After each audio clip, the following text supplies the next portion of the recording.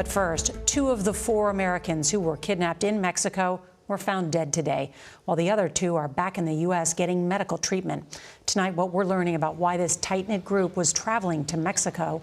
Latavia McGee, a 33-year-old mother of 5 children, was making a second trip to the country for a cosmetic surgery. CBS's Omar Villafranca is outside the hospital in Brownsville, Texas tonight for us. Good evening, Omar.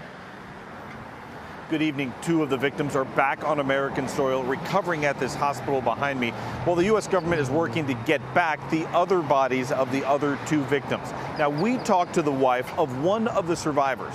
She told us the family is still in shock. 2 Americans who survived being caught in a shootout and kidnapped by cartel gunmen were taken to a hospital in Brownsville, Texas today.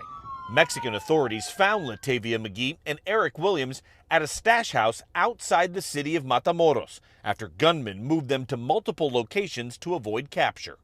It was the end of a road trip for cosmetic surgery. McGee, Williams, along with their close friends Shahid Woodard and Zindell Brown, traveled last week from South Carolina to Matamoros so McGee could have cosmetic surgery. This video shows the moment when they were kidnapped at gunpoint after being caught in a shootout between rival cartel gangs. Here you see McGee being forced into the back of a pickup truck by armed men, with others who appear hurt, also dragged and loaded onto the truck bed. Woodard and Brown were killed. Traveling abroad for medicine and medical procedures is common. More than 1 million Americans traveled to Mexico for health tourism last year, spending about $250 million.